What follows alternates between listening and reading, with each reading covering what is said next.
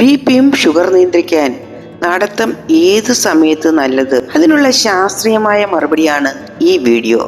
So watch this full.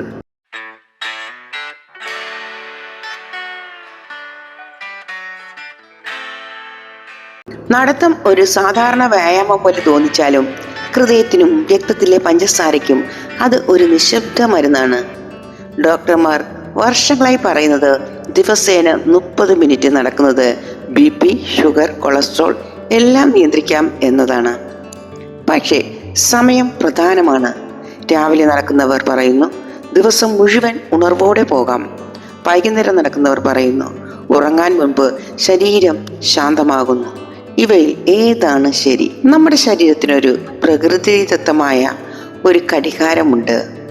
അതാണ് circadian rhythm. ഇത് നമ്മുടെ ഊർജവും രക്തസമ്മർദ്ദവും ശരീരത്തിലെ പഞ്ചസാരയും നിയന്ത്രിക്കുന്നു. രാവിലെ ഉണർന്ന ഉടനെ ശരീരത്തിൽ കോർട്ടിസോൾ എന്ന ഹോർമോൺ ഉയരും. ഇത് BPയും ഷുഗറും കൂട്ടാൻ കാരണമാകുന്നു.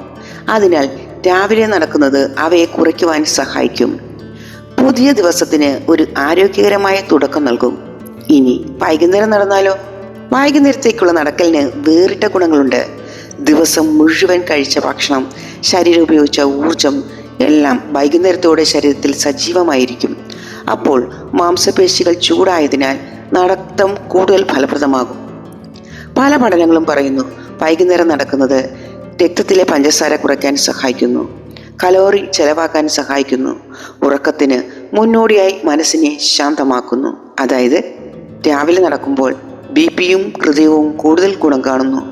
വൈകുന്നേരം നടക്കുമ്പോൾ ഷുഗറും മെറ്റബോളിസവും കൂടുതൽ നിയന്ത്രണം കിട്ടും. അതിനാൽ ഒന്ന് മറ്റൊന്നിനേക്കാൾ നല്ലത് എന്നല്ല പറയേണ്ടത്. രണ്ട് സമയത്ത് നടക്കുന്നത് ശരീരത്തിന് ഇരട്ട ഗുണം നൽകും. പക്ഷേ നമ്മളെല്ലാവർക്കും സമയം കിട്ടുമോ? ഇവിടെ പ്രധാനപ്പെട്ടത് ശീലമായി തുടരുക എന്നതാണ്. രാവിലെ സമയം കിട്ടുന്നവർ ശുദ്ധവായും ഉണർവും നേടാം. വൈകുന്നേരം സമയം കിട്ടുന്നവർ ഉറക്കത്തിന് മുമ്പ് ശാന്തതയും നേടാം. ദിവസം 30 മിനിറ്റെങ്കിലും നടക്കാൻ കഴിയുന്നുവെങ്കിൽ നിങ്ങളുടെ ഹൃദയം, BP, ഷുഗർ എല്ലാം നന്ദി പറയുക തന്നെ ചെയ്യും. ജീവിതത്തിൽ വലിയ മാറ്റങ്ങൾ വേണ്ട, ചെറു ചുവടുകൾ മതി. ആരോഗ്യത്തിനായി ഇന്ന് തന്നെ തുടങ്ങൂ.